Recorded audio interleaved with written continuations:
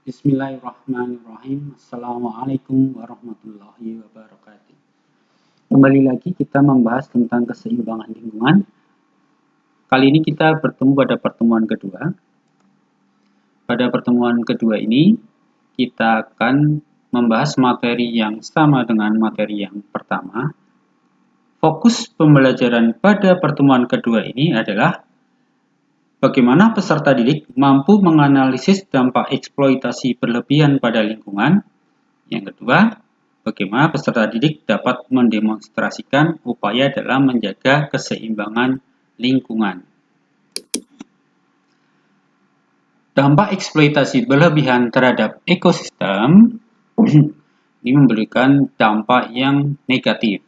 Beberapa dampak negatif terhadap ekosistem akibat eksploitasi berlebihan diantaranya adalah fragmentasi dan degradasi habitat, terganggunya aliran energi, adanya resistensi beberapa spesies merugikan, hilangnya spesies penting, introduksi spesies asing, ada berkurangnya sumber daya alam terbarui, dan terganggunya daur materi. Kita akan bahas beberapa poin di sini. Yang pertama, fragmentasi habitat. Fragmentasi habitat adalah peristiwa yang menyebabkan habitat yang luas dan menyatu diperkecil atau dibagi menjadi dua atau lebih fragmen. Fragmen-fragmen yang terjadi ada kalanya terisolasi satu dengan yang lainnya oleh daerah yang terdegradasi atau mengalami penurunan daya dukung terhadap lingkungan. Jadi seperti yang dicontohkan dalam gambar ini terlihat beberapa daerah hutan yang mengalami isolasi akibat dari pembukaan lahan seperti ini. Hal ini tentunya akan berpengaruh terhadap organisme yang nyusun di dalamnya. Kemudian degradasi habitat. Degradasi habitat adalah suatu penurunan dari kualitas lingkungan disebabkan kegiatan atau aktivitas pembangunan yang dicirikan dengan tidak bergunanya komponen-komponen lingkungan secara baik. Dengan pembukaan lahan seperti ini, maka komponen-komponen lingkungan di dalam daerah yang terbuka ini akan menurun kualitasnya. Itulah yang disebut dengan degradasi habitat. Kemudian terganggunya aliran energi.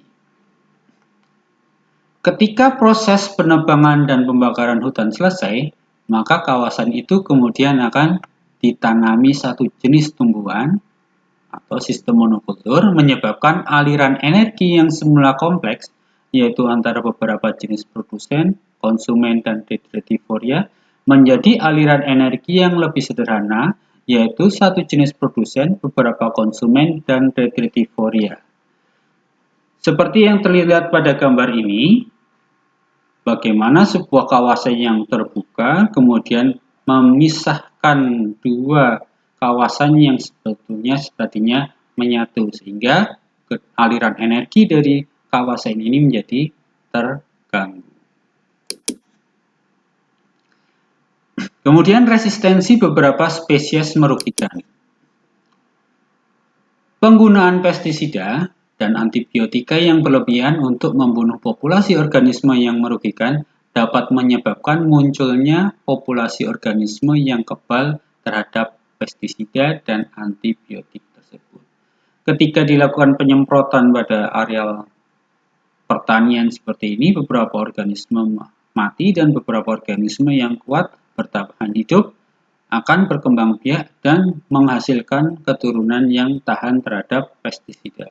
Hal ini menyebabkan populasi yang tahan pestisida akan tumbuh dengan baik karena penyemprotan ini menyebabkan musuh alami dari organisme tersebut menjadi ikut mati. Hilangnya spesies penting. Beberapa spesies penting yang daerahnya dieksploitasi menjadi tidak punya rumah, tidak punya wilayah, sehingga spesies-spesies itu hilang dari lingkungan. Kemudian introduksi spesies asing seperti adanya eceng gondok misalnya. Nah, eceng gondok ini tidak memiliki musuh alami sehingga di Indonesia eceng gondok berkembang sangat pesat dan menjadi hama yang merugikan petani. Kemudian berkurangnya sumber daya alam terbarui dan terganggunya daur materi. Bagaimana upaya menjaga keseimbangan lingkungan? Ada beberapa hal yang bisa dilakukan. Yang pertama, mengurangi penggunaan bahan kimia pencemar lingkungan, mengurangi produksi sampah rumah tangga, bercocok tanam dengan bijak, menjaga flora dan fauna langka, melakukan reboisasi, dan masih banyak hal yang lainnya lagi. Beberapa contoh reboisasi misalnya, ini harus segera dilakukan pada lahan-lahan yang sudah rusak untuk mempercepat tumbuhnya organisme di sini sehingga menciptakan ekosistem yang baru. Penghematan penggunaan air. Penggunaan air juga perlu dihemat karena air tanah semakin lama semakin berkurang. Kemudian mengurangi bahan pencemar. Jadi penggunaan bahan-bahan yang berbahaya di lingkungan seperti deterjen, kimia, dan lain sebagainya ini perlu dikurangi. Ini beberapa upaya yang bisa dilakukan. Nah, kalian juga bisa melakukan upaya-upaya untuk mengurangi terjadinya eksploitasi. Coba kalian perhatikan kalau di rumah seperti apa yang bisa kalian lakukan dan bagaimana kalian bisa melakukannya juga di sekolah. Mungkin seperti itu yang bisa disampaikan untuk kali ini. Semoga video ini bermanfaat. Assalamualaikum warahmatullahi wabarakatuh.